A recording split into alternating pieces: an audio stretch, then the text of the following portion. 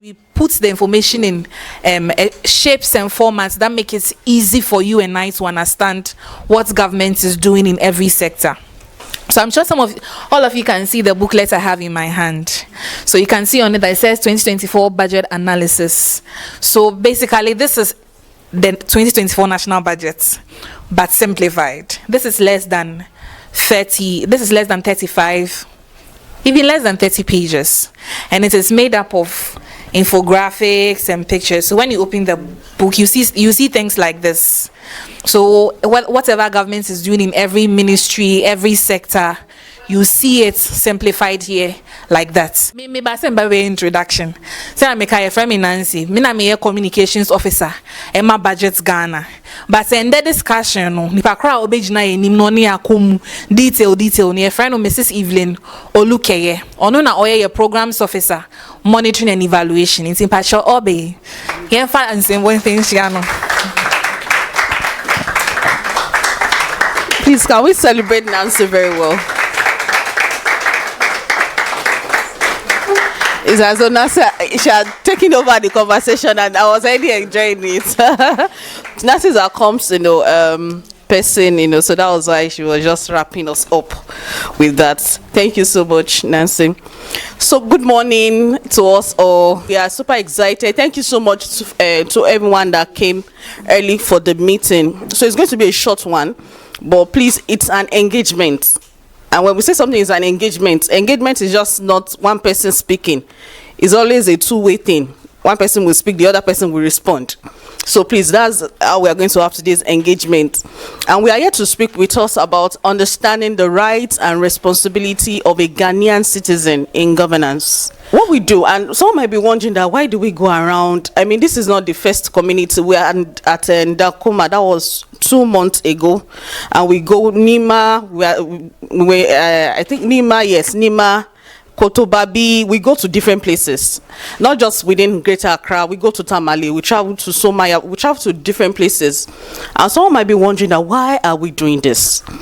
We believe in a better nation, and we believe that we can have a better Ghana, right? And that's why we go around just advocating and activating. We try to activate in each citizens, citizen we come in contact with, to just open us up, that active citizen in us, so we can know that, see, we should not just be satisfied with the way our nation is. We can have a better nation, and power lies with the people. How many of us know power lies with us as a citizen?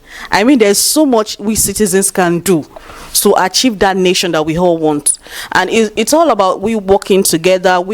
Coming together as one, and we are able to make our voices heard in places that matters, and we can have that nation. It is high time for us. We have election coming up very soon, later in the year, and another opportunity will be given to us for us to advocate, for us to vote for the right person. We have two major parties now. As one is going, the other one is coming. It's just like they are playing football. Dribbling, pass it here, pass it to me, pass it here. And the other part, so this particular party was speaking against that other party. A few days later, I saw the other party too. They were saying sweet things, and they were saying, it's just, back and forth. So it's as though they just place every city, all of us, they place us in between. We are just in between them. They are just dribbling us the way they want. We have to make a better decision. I'm picking this person as my representative. Can he represent me well? My children, can they benefit, from this person's representation? This person, when he get there, how am I so sure that he won't speak for just himself alone? Because when we are picking one person, one is one over plenty. It's just like a family. In every family, we have the father, then we have the mother, then the children. The father is the head of the family. Any decision the father makes in the family, everybody, you are a partaker of it, whether good or bad. Every now and then we see people, they'll come, election is coming, they would have packaged the rice, they will put their label on it, maybe t-shirts and cap. Is it t-shirts and cap that you'll be eating for 4 years? Will t-shirt and cap be able to sustain you for 4 years? Will a bag of rice be able to sustain your family for 4 years? Maybe 100 cedis. Or is there anyone here that, if collect people we don't want to talk anyway? Maybe I don't think, can they give up to a 5,000 Ghana cedis? Maybe 1,000 Ghana cedis. Is it enough to sustain you and your family for 4 years? So you now wait for another 4 years for the person, for another person to come. No, we can't. We cannot continue to repeat the circle. It has to stop, and that's why we are going around. It is the time. The golden opportunity will be handed over to us. Let's make the right decision. Let's go for it. When they bring the rice, someone will say, collect the rice, chop the rice, but still do the right thing. If you chop the rice and they come after you, you're on your own. So don't chop the rice and you. So it's better to not even touch it at all. You understand? And for parents here, when you are taking decisions like this, you think about your children, you think about your future, you think about generations to come. There are some people, they've sold their future, even the future of their children's children. They've sold so that when their children, great grandchildren comes upon the scene, they don't have anything, to enjoy from. You are telling me that even my daughter, my small daughter, is owing 17,000 Ghana cedis. That's the debt, that's the analysis of the debt that the Minister of Finance read to us last year. Each of us, like 17,000. Some of us don't even earn 17,000 in a month, right? And they are saying 17,000 on each person. Did we take decision to land ourselves there? So we are saying no, but indirectly we did. How? Who can tell me how? I saw some of us nodding at well, at least I was not, in that parliament, when they were making some decision, or I was not, with the president, So how did we? But indirectly, yes, by our own decisions. Okay, yeah. Which kind of decision? Yeah, everything comes with voting. Voting, yes, that was what I was just looking for. We voted them in. So indirectly, you are also part of it. So that's why when you're about to make that decision again later in the year, you think of it that is this the right thing to do?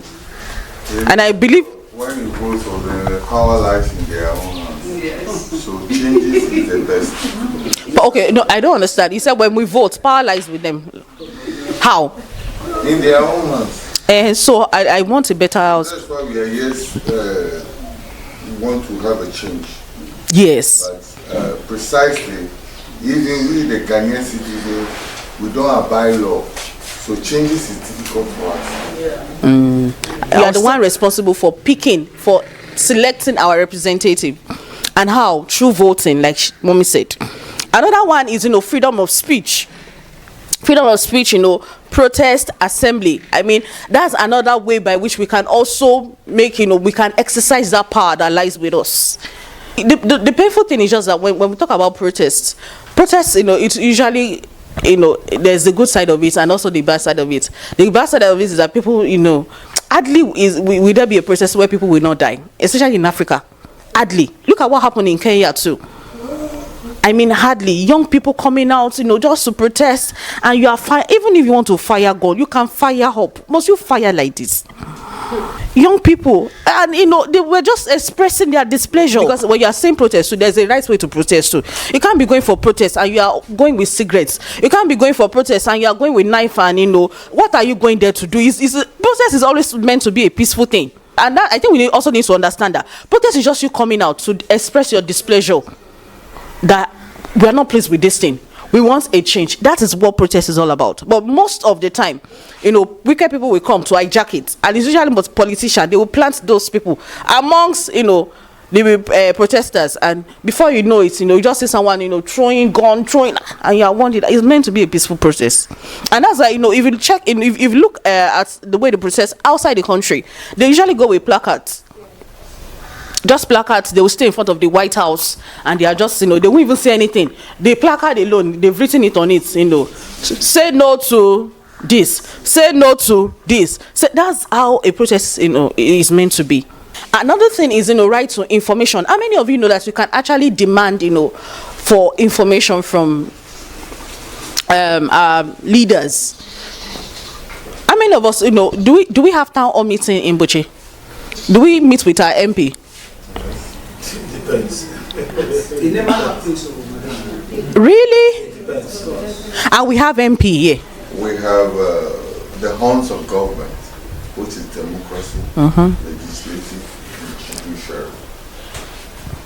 They omit in their governance, they forget some, they do some.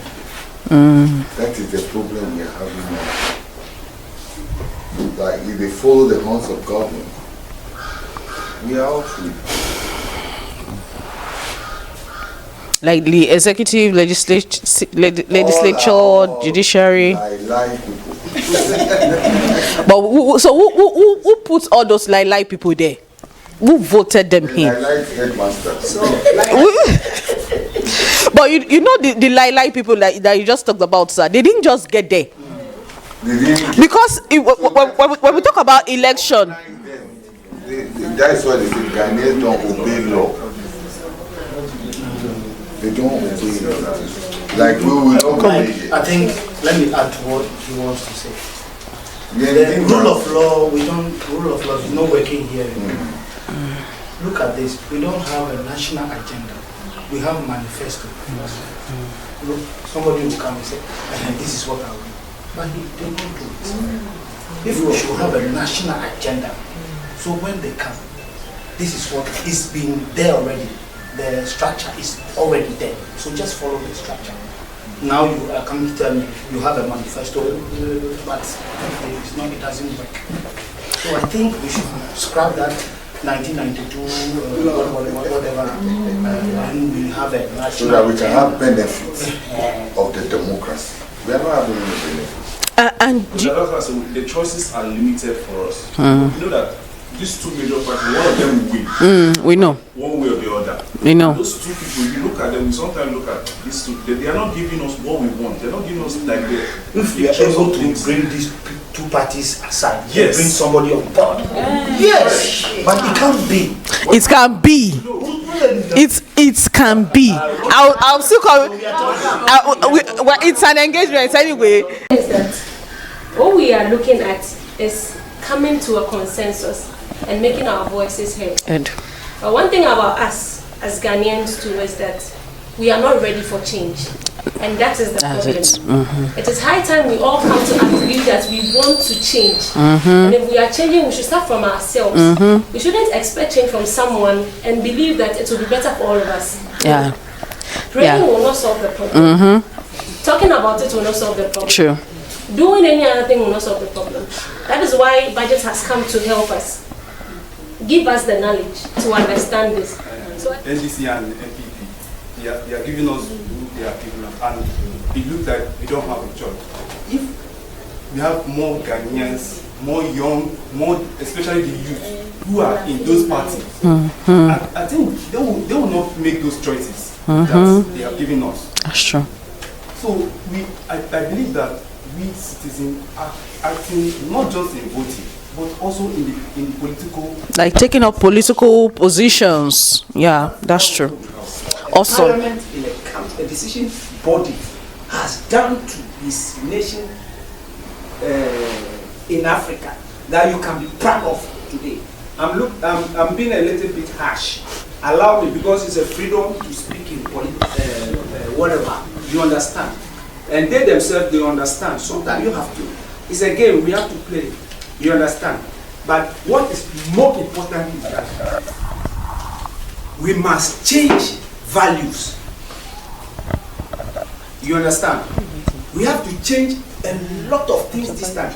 That if you are rising to become a minister, you should know some of the things you are going to face. And after you'll be judged by it.